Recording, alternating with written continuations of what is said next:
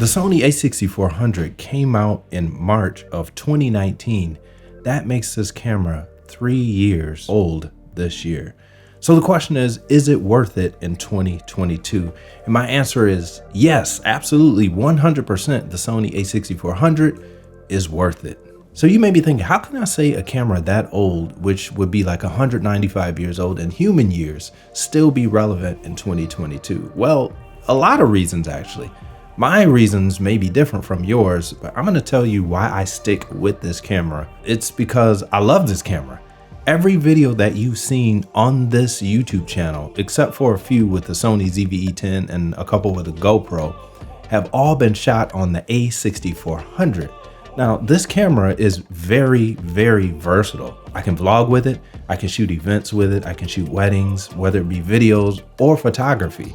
And it does really good in all of those areas. And one of the reasons it does very well is because of the size.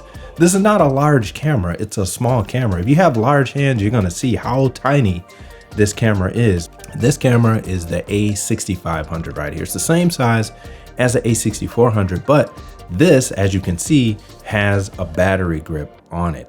Now, this battery grip allows me to grip the camera a lot better, and I can have extra power here, and also allows me to turn the camera portrait wise this way, and I can use this button to take photos. So if you need the camera to be a little bit bigger, you can always pick up one of these. I'll put this in the description below so you can take a look at it and get one if you want it. I highly recommend one of these. It's really good. Now, the thing about the size on this camera is you can take it anywhere. Like literally, you can take this to a grocery store and you could record with it, you could vlog with it, and people are not really gonna bother you because it doesn't look like a serious camera. Now, to some people that might suck, but for me, it's a great thing because the less attention I bring to me, the easier things are gonna be. But that brings me to the second part here. When it comes to ease of things. Now, I'm not rich, I'm not poor, but if I can save money, then I'll try to save money. And this camera right here allows me to save money. How? I'm glad you asked. Well, because it isn't expensive. It's only $800 or really $900 after everything is said and done. Now, that may seem like a lot of money, but in reality, it's not. If you compare that to something like the Canon R5, which is like a almost $4,000 camera, you'll see that $900 is really not that bad, and it's really good, especially for what you're getting. This here is an SD card, one of the ones that I use inside of this A6400 to record video on. Now, this is a 128 gigabyte version. This card right now costs about $40. Now, you may be thinking, $40 for a card that small?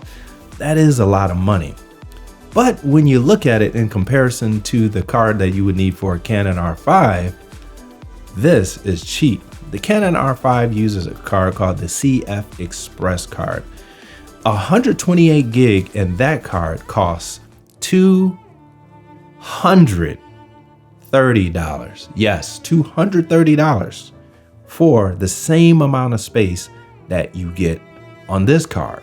Well, you may be saying the Canon R5 is so much better though, so of course I'm gonna pay a lot more. And you will be right, it is a lot better. But that comes at a price. Literally, it comes at a price. Like, you're gonna pay more for it, which brings me to my next point here, which is You get a lot with the A6400 for what you pay. You only pay $900, but you get things like picture profiles, so you can shoot an S-Log2, S-Log3, HLG. And if you figure out how to do those things, you can really get a lot out of this camera. But you also get things like great audio, great autofocus, focus peaking, which is for if you're using manual lenses, you can still get the lines around everything. You get zebras, you get time code, high speed sync for flash and things like that. And the list goes on and on. There are so many different features that this camera has. And not to mention, still, even though it's 3 years old, it has some of the best autofocus that you can find. And it's only for $900. You can't beat that. Now you may be saying, but the Canon R5 has all those things too. It does. But again, it comes at a cost. And the reason I keep harping on the cost is because it costs a lot. And that's why I'm comparing, because it's huge. It's a huge price difference. So you may be thinking, well, if it costs that much more, it must be twice as good. And I'll have to say, in some areas it may be, but not all areas. So let's start with the Canon R5. It comes with a 45 megapixel sensor. Now that's great compared to the Sony A6400's 24 megapixel sensor, which is half the size. But again, half the size doesn't mean that it's half as good in all cases. Those extra megapixels are going to give you more depth in your picture, which means if you take a photo of someone or a video and you zoom in, you're still going to retain a lot of that quality. So you're going to be able to get really crisp, sharp images, but that comes again at a cost. Again, you're going to have more of those SD cards. They're going to cost more. Not only that, but you're going to have a computer that can handle all that extra data, all that extra bandwidth. Those videos are going to be huge files. And do you have a computer that's up to the task? If you don't, you're going to have to buy a new computer. You can't just simply keep an old computer and throw this thing in and expect it to work. No, it's not going to work that way.